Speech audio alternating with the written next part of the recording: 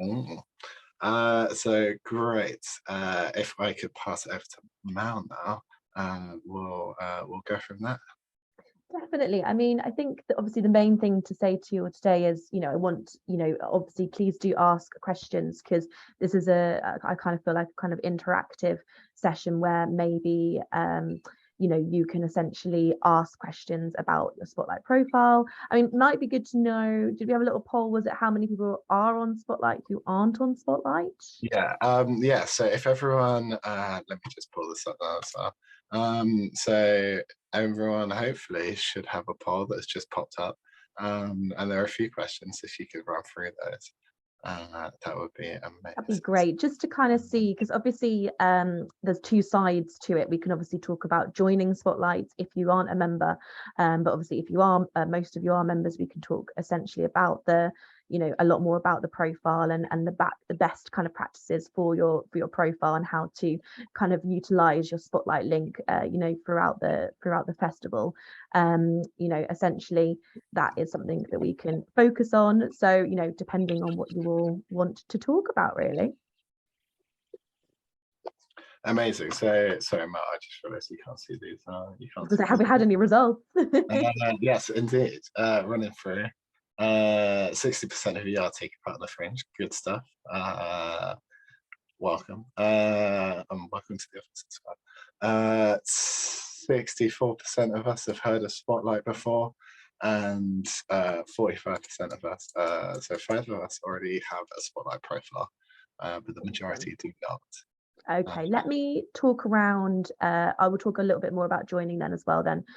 So let's just focus. Let me just share my screen. So I think all of you can see the Spotlight website. So essentially, I'm sure many of you maybe have come across the website before, but Spotlight is essentially what we call the home of casting. So I think it's important to kind of say that there are essentially competitors out there in the UK market who do have a presence with casting and utilize another part of the industry.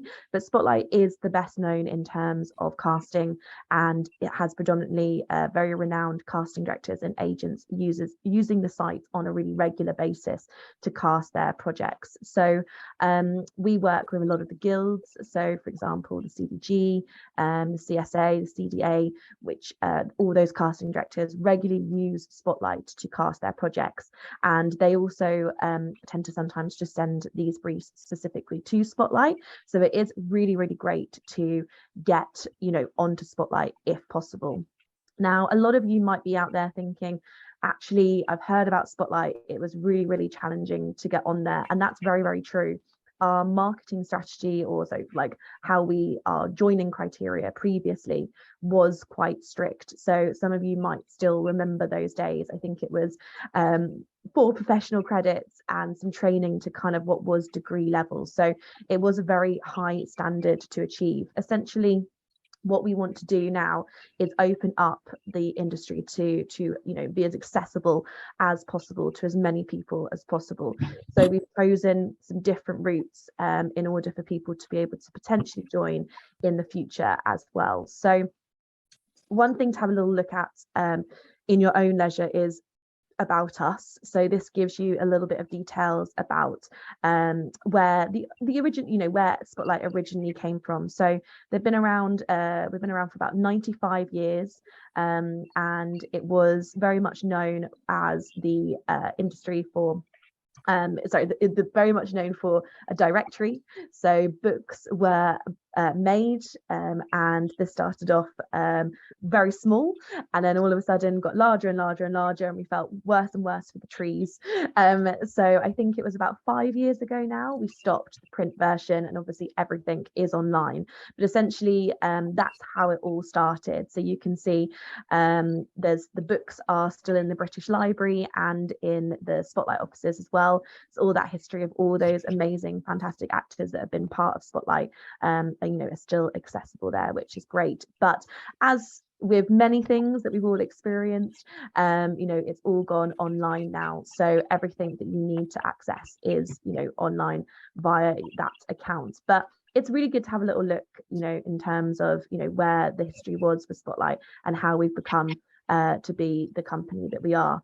I think another important thing to say is that we were acquired in 2021 by a company called Talent Systems. They are an American company, but we are still Spotlight. We still operate under that name, even though Talent Systems owns us. They own a number of other casting platforms throughout the world, but Spotlight remains Spotlight and operates all the through that. So there's nothing in terms of to worry about. We're still completely our own brand, but we just now have more access to America, which is really exciting. If you have a look at our news and advice section, you might have seen just very recently that we've announced a partnership with the Casting Society of America. This is obviously the big guild out in America, and they are using Spotlight a lot more for casting, which is really exciting. So they hold awards and all that kind of stuff as well, which we're going to be involved in the future. So that's what it has done to service to Join Forces of America is to have a little bit more accessibility to the platform from all different areas, which is really nice. And although obviously we are the UK leading platform, we do have casting directors from all over the world using the site, and also we have actors from all over the world as well. So it's an ever expanding platform, which is really exciting.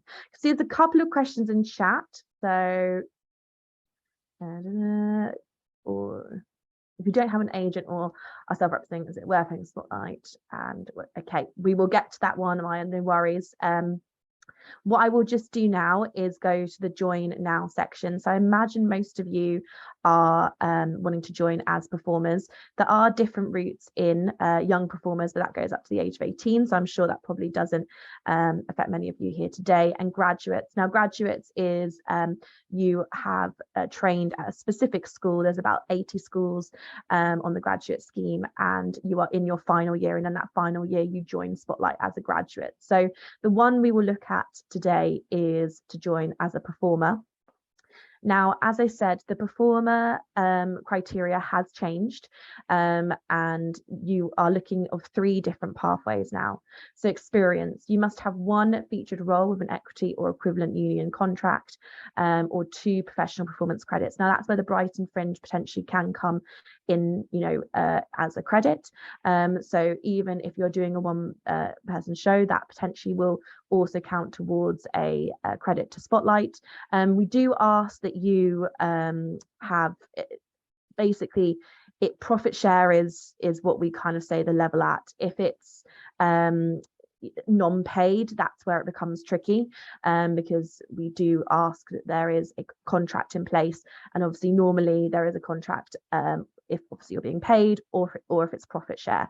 So that's just something to consider, but I'm sure a lot of you won't be operating under a project that isn't contract based. But if you are doing a solo show and maybe that's not something that is acquired, you can submit other evidence like the program or other things that you are doing in order to show that you have got that performance credit with the Brighton Fringe. And obviously the Brighton Fringe is very recognised, so that is something to bear in mind. The training, you must have completed at least 1 year of full-time professional performance training to RQF level 5. That means that you have to achieve, it's like it's in the kind of not foundation. So foundation is what you would call RQF level 4. RQ level 5 is kind of 2 years of a BA course. So most people will be graduating with an RQF level 6. So that would be the time that you would join Spotlights. But that can be in all manner of sometimes degree courses. There's a little bit more flexibility in terms of acting, musical theatre, performing arts, dance. There's a lot of different courses that are covered for that maybe aren't recognised courses on the graduate scheme, but are recognised as part of the training to join as a performer. And again, that's the same with practical training, part-time training as well. Part-time training tends to be that you have been doing the part-time training at a particular school for 2 years. If you have other part-time training that adds up to 2 years, that is something that can be considered, but we can't consider like 1 week course here, 1 month course here. If you've got like 1 year's part training at one school, then 1 year at another, that's something where you can add your information to show that you've done that. When you are applying to Spotlight, there's a link, there's a button where you can attach all that information, but essentially it does have to be kind of regular part-time training at a specific school for at least 2 years. And the other route also is a potential recommendation from a Spotlight registered agent or one of the guilds that I was talking about previously, which are listed here as well, and they can recommend you to Spotlight. So that is obviously quite a big change to the joining criteria that has been in place previously. Is there any kind of questions around that at all?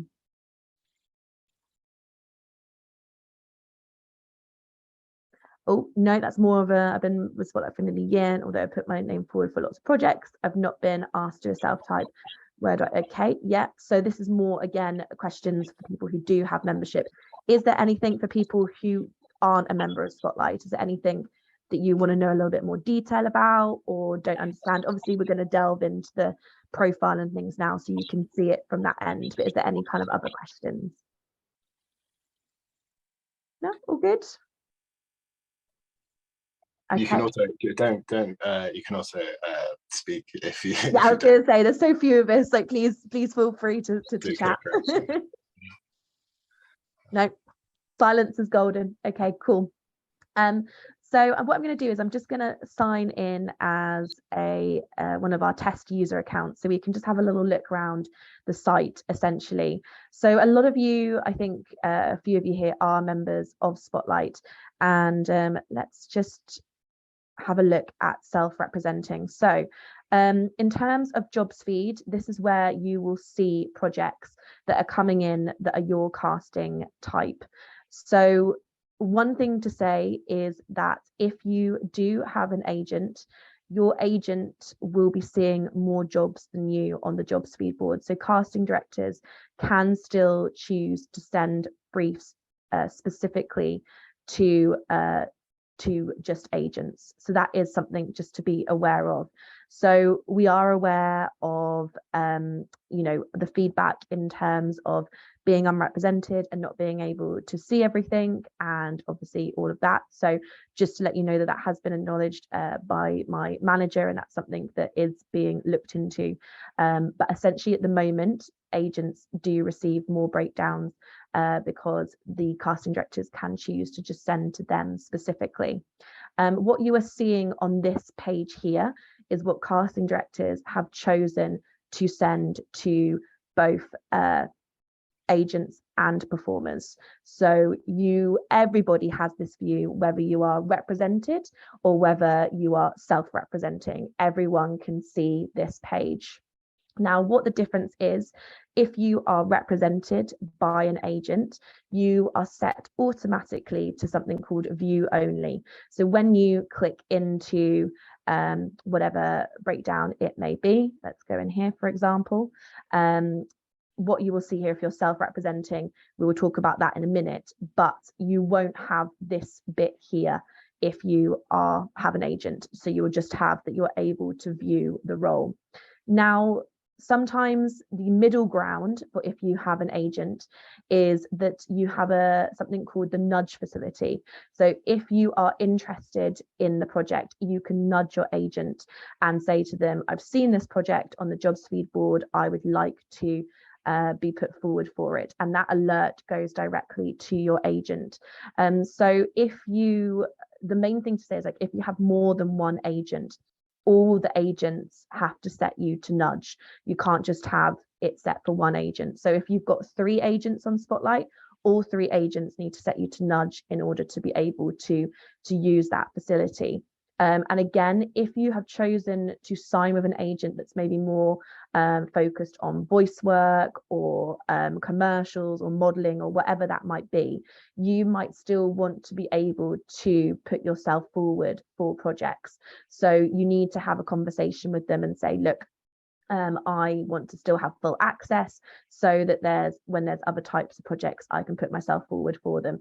And that, again, is absolutely fine. They can set that on their side. So just be aware that, again, that is something that they can do, and you can still essentially submit for other projects which they fall out of their remit of what you've agreed that they will be submitting you for. So if you are self-representing, I think, you know, a lot of it is in terms of the view here. So you have headshots. If we go actually to the profile, let's have a little look at the profile quickly. Now, bearing in mind this is a test user, so we don't have the actual like specific headshots that actors would be using.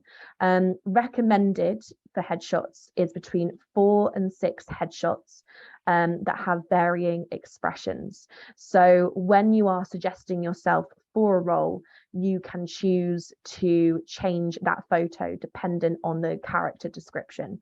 So that can be really helpful, because sometimes if it is a bit more of a serious role, you don't want to be using, you know, your smiley, commercially happy photo. So that's something to consider. You don't need any old headshots. You don't need black and white. You can have a full length body shot. That's probably the other one that we would recommend. But again, really consider the headshots that you are putting on, because the first thing the casting director sees is that headshot. So if we go back into the project that we were just gonna submit for, you will see that it is quite small. That headshot comes up in that size to them. So if you are really distant, if it's shadowy, if it's anything that you can't really clearly see your head and shoulders, it's really hard to get a visual on you. So really think about that, because that is the actual size that is going over to the casting director and being seen by them.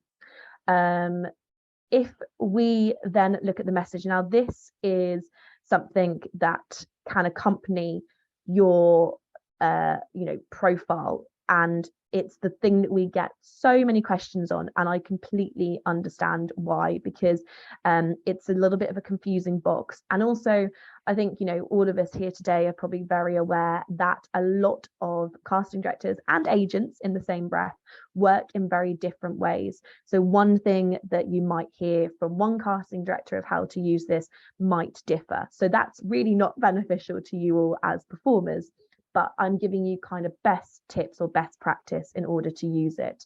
So if you type here, whatever you read in the character role, if there's something that is specific, like an accent, so, you know, this role requires a strong native French, you know, whatever it might be. So you can obviously just type.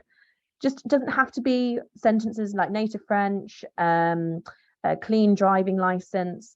It's kind of picking out things from the role that mean that you are right for it. So you're putting into this box and highlighting anything that you want to kind of emphasize to the casting director, that from this you are, you know, this is the reason that you are right for that role. So you don't have to start with, you know, dear Mel, you know, this is, you know, I think this role is great for me. You don't have to actually put it into kind of full sentences. You can just be very, very clear on your character, like the actual, you know, sentences in terms of like what is relevant to you as a performer, to that character, and why you are submitting yourself for it. So that is probably the best way to use this box, because I'm just going to stop sharing for a second. If you just bear with me, I'm just going to show you what it kind of looks like on the casting director side, just so you can get a little visual of that. So if you just bear with me one moment, I was doing a little presentation this morning working on that, so hopefully I'll have it quite accessible. And again, this might be great just to have a quick look at. So if we go to, no, that's not my one, I want this one. Welcome webinar, there we go. So let me find the exact page. And this is just an idea of this is how it appears for the casting director. So I'm just going to share my screen again, and hopefully by magic that will appear. So can you see what we were just talking about there? You've got your picture, that is the size of the picture that appears, and then you've got the actual wording here. So if you write more than, like, I think it is like 10 characters, then the casting director will click on more and be able to obviously read all of that. But what you say in the first 10 characters is really, really important. And then they have the ability, so where your name is, to then click into your profile. So that is why headshots are really, really essential. They're the first thing that the casting director sees when you submit yourself. Then obviously it is helpful to add a note if there is additional information that you want to tell them. I can see a couple of questions. Is there anyone want to say the questions out loud, or am I saying them? Am I answering them, or do you want to just pop in and say what they are?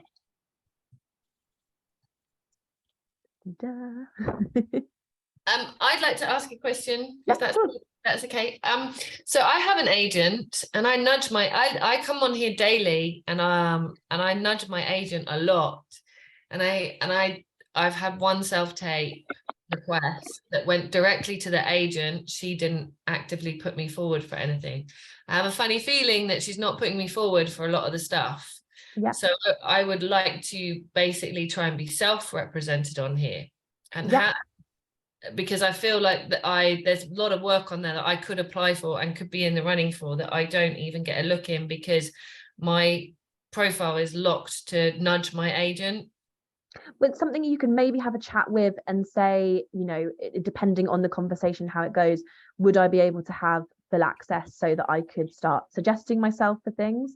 Or it might be that you have that conversation and they go, actually, that's not how it works. We want to just be able to suggest you for that. So you would essentially obviously have to lead them in order to self-represent, because that's what most people have to do. But there might be a conversation there where you can say, is it possible to have full access to the jobs feed board? Because as I said, they will still be seeing other roles that you potentially won't see. So you could say, is it okay if I put myself forward for things? I think asking that question is always great, because sometimes you don't know the response you're going to get. Some of them many agents will say no to that. They want to have the control of putting you forward for things, but obviously that does leave the performer a little bit unable to take control of things. So it's really what you feel is best in terms of moving forward, because if there are things that you feel like you are missing out on, and you've seen, obviously you're doing completely the right things, again, checking pretty much every day and regularly submitting if you're self-representing is what you should do, because you want to be as reactive to the breakdowns that are coming out, because you want to be in there straight away. I think I saw a casting director share a statistic on Spotlight on Twitter the other day, which was like around 4,000 suggestions for a role that had been open for a matter of, I think, 48 hours. So you do want to try and get your suggestion over to the casting director as soon as you possibly can. So you are right to be checking it. You're doing all the kind of natural things that someone would do if they were self-representing. It's I think whether you've got to weigh up, having the agent, is it worth having a conversation first, seeing about the if I could have the full view access, or again, could you see a list of things that you've been put forward for? Maybe they are suggesting you and the things aren't just, just haven't happened, or, anything like that. There might be a little bit of a disconnect there. But I would say having a conversation and seeing, what the next steps are. Does that make sense at all? Yeah, absolutely. So on the technical aspect of being like represented by an agent, like how do you disconnect from that agent? You would just go to obviously having the conversations and stuff first, because I don't know if you've signed a contract and you might have a period of time that you need to honor, but you honestly, it's very simple now. You just go to it goes to manage my agents, and you just remove the agent from there, and then you'll become self-representing essentially. Okay, that's right. So but if I still keep a relationship with that agent, she can still have me on her books. Yep, she can, but she would need to set you to full access, if that makes sense. So that you could still have that relationship with the agent, but if you want to put yourself forward and see this kind of view, you would need to say to them, I want full access for the jobs feed board so I can put myself forward for that work. Sure. So it's just a polite thing. Like it's just a, yeah, okay, cool. That's fine. No, that's It's really a very good. difficult one. I know exactly, a lot of people do have that question. And essentially, probably something else I should reiterate is that if you put yourself forward for it, the casting director still naturally will probably contact the agent, to arrange auditions and stuff, because you have that on your profile. So if you're self-representing, if we just have a quick look at the profile, you will see that it says self-represented. Now, inquiries@spotlight.com is the email address for people who are not if you've got your link, say, in your signatures or socials, that will be the thing that comes up to anyone who's viewing your profile who's not signed into Spotlight. But then if you are a casting director who is signed in, you will then see a form and you can contact the performer directly as well. That's quite a new service for self-represented performers, essentially, because before it was a lot of it going through inquiries@spotlight.com, whereas now there is a messaging service where a casting director can contact a performer directly. If that makes sense. So that's cool, yeah, because I mean, I know like my agent is quite busy and I have had a couple of bits and pieces, but I'm a new artist and I'm just new to Spotlight, so I'm not priority. And I know that I shouldn't say that, but that's the truth of the matter. And I think the agent looks at whether it's going to get the money in the door, you know what I mean? And we had a conversation and she said you need to put way more skills up because you don't have many credits. Yeah. So yeah, I was going to actually, that's a really good point leading into something else, which is something that's changed a lot since COVID. And I think what a lot of people now or what I'm finding feedback from casting directors, and as I said, I still want to reiterate again, you will have many sessions. You will, I think there's even meet the casting directors. Some of you might have even been to sessions like that with Spotlight, and every casting director will state something slightly different sometimes. I just always say follow your instincts and your gut a lot of the time, because how you would approach stuff is important. And what I'm about to say is essentially around the media. So a lot of the time previously, when you look at show reels and audio clips, a lot of people will say, oh, show reel, we all know what a show reel is, are professional credits edited together, 3 to 5 minutes long, wonderful. Not everybody has that or has the material that is showcasing them as to all parts of them as a performer. So you might have one scene which is fantastic and you think great and you pop that on there, but there is no harm, I don't think, in recording something that showcases another side to you. So essentially, if you like how you would do a self-tape, if you have a piece that actually this really is something that speaks to me and I want to record that and pop that on my profile, if it is very contrasting to something that you've already got on there, I think it's important to try and clearly show casting directors your ability. So that again goes for actor, musicians, the audio clips in terms of voice, in terms of accent, in terms of singing, all that side of stuff is to make sure that you are showcasing everything and labeling also very clearly those pieces. So if they are looking for something specific, so your comedy scene, make sure that that is clear, that is what that is, so that when the casting director is on your profile, they can go, oh, okay, here, American accent, great, Northern accent, wonderful. They can, it brings the skills to life a little bit. So if you do have stuff that you, particularly are very strong at, then make sure that you kind of have the video or the audio footage to back that up in your in essentially, because I think a lot of people have just been very much like, this is my show reel, this is this, but how it is at the moment, I think casting directors really want to see your ability and see what you are capable of. So as long as you have the quality there, as much as you possibly can, and I think phones and the beauty of everyone now having so much more technology behind them is that you can record something and pop it on there if necessary, if something is missing from your profile, if that makes sense. Yeah, lovely. Thank you. Thanks, Mel. Hopefully that will make sense. Awesome. Oh my, yes. I've got a question about self-representing. Like, I make a lot of my own work, and I was wondering how helpful it is having Spotlight, because I don't go on it a lot to put myself forward for roles, and I find the like filtering system quite hard to navigate. So I often like find it quite overwhelming, and I can't see like roles that are suited to me, so I just don't look at it a lot. But I have had Spotlight for like 3 years now, and I'm just wondering if there's any way I can make it more valuable to me. And yeah. Of course. So you've already done the My Tools and Settings. You've already kind of filtered things to your casting type specifically. Yeah, I have. Yeah. So you've done all of that. I mean, that again, this is where have I gone to change filter settings?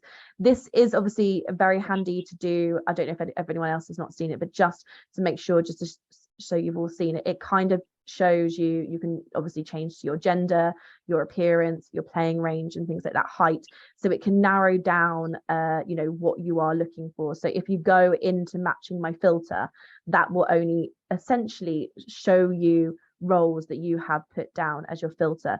Now, what there is a little issue with the system, and again, this is something that my team are working with casting directors, is if they click any, it can still go to everybody, even though you've set this matching my filter. So that's probably why you're sometimes getting a little bit overwhelmed, is that you're sometimes maybe still seeing things that aren't essentially right for your you know, for your casting type. And that is something, again, that is just a kind of a little bit of an error on the casting director side, is that they haven't specified things, so it kind of sends to all as a kind of default, as not to miss anyone out. But you can then be like, but why is there a, you know, a male role who's Irish, you know, essentially that's not my casting type. One thing that you could maybe obviously like trying to kind of filter it slightly is, you've got the My Tools and Settings here. You can set yourself maybe an alert to just happen like once a day, so that would kind of sum up all the things that have gone out on Spotlight that is matching your filter that day. So you can have a quick scroll through the email and see if there is anything that suits you. And then obviously it says, you know, apply for this role, and you can click through the email and apply for that role specifically. So that might be another way, instead of actually going onto the different feeds, you could, you know, utilize and kind of have that there so that you can see it. The other way, you know, in terms of if applying for jobs and stuff, and you're still not seeing things that you feel are, you know, right for you or anything like that, it depends how you want to, you know, you say you do a lot of your own work and stuff like that. The Spotlight profile could help if you are reaching out to casting directors or producers or writers, so that you can showcase all your material in one place. And obviously Spotlight is a recognized industry platform, so people, you know, are able to add you to lists and stuff. So say they look at a skill and they go, oh, perfect, Maya's got that skill, they can add you. So for example, a casting director might have a list of people who can do I don't know, acrobatics. I'm just taking things off the top of my head, and then they can search your name and add you to that list. So they have like a running list of things where people, you know, where specifically actors have that skill, they can, you know, make sure that you are searchable and found via that route or that skill. So it depends. If you are writing to the industry, Spotlight would still be, I think, very beneficial for you, you know, in terms of, are you writing regularly to like kind of casting directors and stuff like that? Are you looking for an agent, or are you happy self-representing? I mean, again, I find like the whole reaching out to people quite hard, because I don't want to make it too generalized, but also when I do have a specific relationship with a casting director or someone, then I don't want to be too pushy. So I've never actually managed to like secure myself representation, and yeah, I think that's sort of a skill that I haven't learned yet. No, it's a really valid point, and don't feel like you're the only person who feels that way as well. I think there's a lot of people who say, you know, kind of writing and writing to a casting director, kind of cold calling essentially, can be very challenging. I'd say casting directors and agents are kind of two separate things. So casting directors, especially say if you're going into the Brighton Fringe and stuff like that, having a think about how to contact casting directors is something that, you know, it's maybe something you want to put onto your radar. It doesn't mean that you have to invite them to the show that you're in or anything like that. You can think creatively about maybe recording a section, recording a piece from the show and sending that to them in an email. You know, if there's things, you know, if you want to, you know, you can, if you think actually will they be able to make it down for that performance, maybe not, but can I take something that I've done here, you know, can we live stream it, could we you know, record a certain bit of it so we could send it to casting directors to see and they could watch at their own time or leisure, you know, so that they have that there and it's accessible to them. So writing with a purpose to casting directors is great. So if you are in something, there is no harm in writing to them, because they are always, especially with things like the Fringe, like the Brighton Fringe, they are going to be looking for, you know, new talent to go and see new shows. Like, this is part of their job. So yeah, you know, writing to them with a show in mind is probably, you know, a great thing to do. So I always say to people, casting directors, contacting them, you want to do that if you're in a performance, you know, coming up for something like that, or, you know, obviously if you've got your something's released like film, television, whatever that might be, again, writing to them when that's happening. And if you you know, you know, if it's not accessible or they can't make it to it, maybe having something like a piece filmed, something so you can follow up with that casting director so that they can you know, see what you were doing, is again really, really great. Casting directors, if you can see that they are casting something that you feel that you would be really suitable for, and especially if you're self-representing and you haven't seen that breakdown on Spotlight, you can approach them in that way as well. But I think it's important to say, and I think a lot of it is I know it's hard when you don't get a response back from them, but I can promise you a lot of casting directors do say, we do read the emails, we maybe just don't have the time to respond to people as much as we would like. So just getting your Spotlight link in front of them can be really beneficial, because you don't know what they're casting next. And especially if you've got your profile as completely full and up to date as possible, they have that, and that's, you know, accessible to them at all points. So that's the tricky thing, is that I know that you and a lot of people feel this way, when you're putting yourself out there and you're not hearing anything back, it can be really frustrating. But you never know from that email that you sent whether you're on someone's radar and essentially they've read it and kind of thought, oh, we're not casting something that suits them right now, but they might be suitable for something in the future, especially you know, we because they work so predominantly on one project that if you aren't suitable for that right there and then, they will probably not be calling you in for something, but you're still on their radar essentially for something that could be happening. So does that make any sense, Maya? Does that? Yeah, thank you. Yeah, I've got to go now, but thanks. I appreciate it. No worries. I think, you know, to all of you out there, I think it is a really challenging thing writing to casting directors, do not, and to agents as well.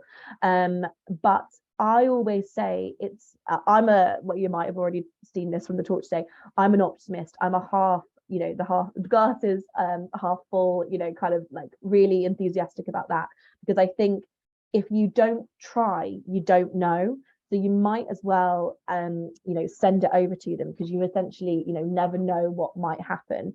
And with casting directors, I think, and this is quite essential, you know, for agents as well, just being very clear and concise and to the point with your emails. So what are you writing for? As we've been through those points earlier, are you writing to invite them to a show? You know, be very, very clear. You know, how do they get tickets? What time is it? Where is the venue? You know, label everything very, very clearly for them. And then, you know, then kind of highlight maybe a few specific skills that you might want them to know, attach your Spotlight link, and then, you know, your contact details. And that's it. That's all you need to do. You don't need to go into much more detail than that. it's about being really clear and concise when writing to both casting directors and agents. They don't have the time to sift through long emails, explanations of how long you've been in the industry, where you trained. That's really interesting. And if they want to know more information, they'll talk to you about it, but they'll click on the Spotlight profile to see all of that anyway. So you want to give them, you know, the clear cut details of why you're writing, who you are. Here's my Spotlight link, you know, bish bash bosh, if that makes sense. Awesome. Cameron, was there a couple of other questions, or? I can see, I think it was Alex, I've been writing to agents relentlessly, but find it hard to get representation. Could you recommend a way to get an agent to notice you through Spotlight? It is challenging writing to agents. I think, you know, I'm sure a lot of you are already aware of contacts, but that is, you know, a great place to start searching for agents. So you've got Spotlight contacts. There is a section here that says agents, and there is something called book status. So some of these you'll see it says open. So if you click on open and press apply, these are agents who are currently saying, you know, we are happy to, you know, be approached for representation. So, you know, writing to these is probably a good place to start, essentially, because they are ones who are open to it. They are, you know, agents, it's again one way that I would say, not saying you should follow me on Twitter or anything, but also I do retweet people that I see maybe have their books open and stuff. Social media is actually a way of sometimes having a new way of searching for representation. So again, keeping a little eye out. I keep Twitter very professional. I think it's actually something that the industry uses quite a lot to communicate out of all the social media platforms. Social media, we could argue, we could debate as for a very long time. I think probably a lot of people have very strong feelings about social media, and again, I totally understand those viewpoints. But I would say, if from a professional setting as an actor, the one that I have noticed, the one that kind of gets a lot of traction, is Twitter. A lot of casting directors and agents do use it, and I would say like a little bit like the professional one that I have in terms of looking at, so I follow like production companies, theatres, agents and casting directors, and just keep it purely professional. And you can see, because it's a click of a button, like a retweet or a sharing of information, like this bursary is open, or this competition's open, or whatever it might be. That's a good way, again, to keep on top of maybe people who are open to representation, because again, they sometimes are open for a week, and then, you know, then they are shut again because they're getting so inundated with people suggesting themselves. So I would say that's a quite helpful platform. If I have seen, I think there's the network actor.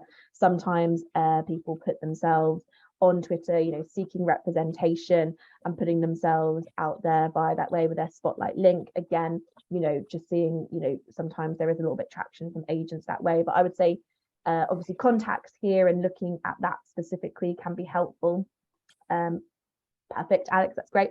And you know, as I said, we could argue social media back and forth and the joys of it, but I do think it is, I know probably in the last 2 weeks I've maybe retweeted 3 different agencies that have just said, oh, quick, I'm open if you want to apply. But again, it's that kind of right place, right time sometimes, which I do feel this industry is a little bit. Sometimes you've just got to be there at the right moment. So that's a thing to think about. And again, the I'm sure all of you are aware as well, but the PMA is a leading, as you can see, leading professional body for talent agencies. So it's basically where a lot of agents come together and they work off a specific code of conduct, and it's about having best practice in the industry. And these are very, very renowned agents. So if you go all the way down, there's a members list.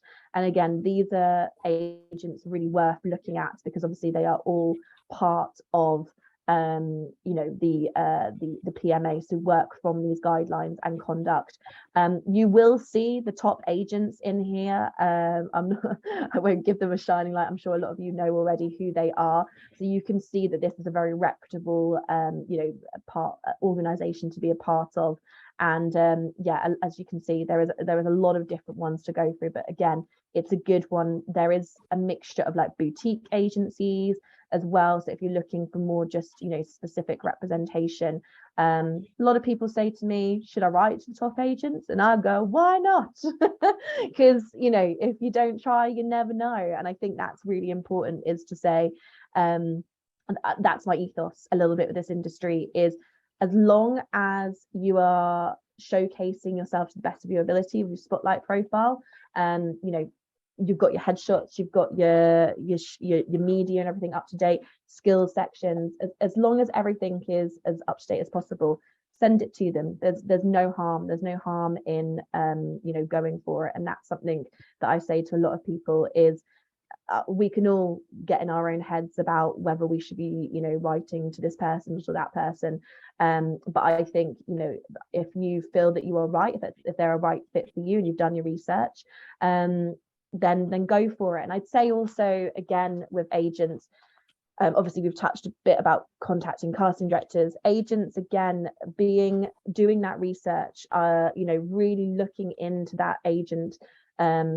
and making sure that you address the email specifically to the agents, that you can, there's normally the about me section that you can find and source, and you know, put that detail in there. You're probably thinking, oh goodness, this is stuff that we already know. But even when I was a young performer agent, there was so many people that you could just see was a copied and pasted email. You know, they've sat down for the morning and thought, okay, I'm going to write to these 30 agents. What you want to do is make them aware that you are looking at them specifically, and when you write to them, have that first line as a connection, like you know, and it doesn't have to be their leading client, doesn't have to be, you know, Jodie Comer, oh my goodness, she's my favorite actress. I think a lot of the ones that are really interesting is when maybe you've been to a show or something, you've seen an ensemble member and you see that they're working with that particular agent, you know, showing that you are aware of that, and you're like, I love their performance in whatever it might be. Again, it shows the research that you have done, and that you aren't just writing just willy-nilly to any old agent hoping that you will get representation. You've actually taken the time to look at their you know, their websites, who they are, who they're working with, and what projects they're working on, so that you've made that bit of a personal connection with them in that email, and it makes them stop and go, oh, okay, they've obviously done their homework, and they're interested, you know, in essentially you know, working with me and making me feel special, because don't we all like to feel a little bit special, and that someone's taken the time to get to know us? So that's another thing just to think of. Awesome. Alex, yeah, social media is the devil, but it's necessary, and I couldn't agree more with that. It's a lot of people do talk about Facebook, and I think that's not bless it anymore alive much, and Instagram, but yeah, to me Twitter is the one that I still see a lot of professionals on there using, and don't fall down the hole of suggested following, because that's when you can get caught up in a lot of things that you maybe don't want to see. Just always put your feed to who you're following, because if that's, you know, if you've set it to specifically the industry, then you'll just be following the people that you want to. I fell into that loop quite a lot, didn't realize that I was on my suggested people rather than actual people that I had actively wanted to follow. So yeah, Cameron, does that make sense? Is there any kind of anything else? Yeah, definitely. No, if anyone else has got any more questions, do drop them in the chat or shout out now. It's been very informative. Thank you. No worries. So during the Fringe, for everyone that how many people have said that we check back? Yeah, for the 9 people in here that are taking part in the Fringe, if you want to come down every Wednesday, well, for the whole Fringe, I'll be based at the Participants Hub at the Ledwood Centre. So that's where you could come and pick up a participant pass and say hi to me. And then every Wednesday we'll be doing our hub hangouts, So we'll be joined with Equity and Spotlight. If you have any questions, you can come down and ask them in person. And I think actually, Cameron, yeah. that's a really great point, is to say if you are self-representing or genuinely as an actor, you know, being on Equity is really, really important. Spotlight, obviously, we've already seen the criteria for performers, and we do have a joining criteria for agents and casting directors, and there is the report concern button. So if you do see anything that you don't think is right, you know, of course you can report that directly to us. But Equity is there for your contractual needs, and you know, if there's a situation, you know, that happens at work and stuff, it's very, very important. Like, we can't help with those kind of things, and especially if you don't have an agent and someone breaches the contract, you know, they will be able to legally really help you with that. So sorry, just when you said the word equity, just you know, it is very important, because Yes, indeed. they are very, very well, they're, you know, your union, and they are, you know, fab at what they do. Yes.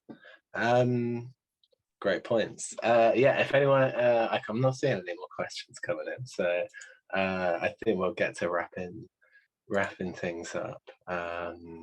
Unless, yeah, do speak now, forever hold your peace. But yeah, that's been great. You can come and check us out. Come and check us out down at the Participants Hub during the Fringe. If you need anything before then or in the meantime, drop an email to takepart@bretonfringe.org. And yeah, this will also be going up on YouTube as well. Speaking of, let me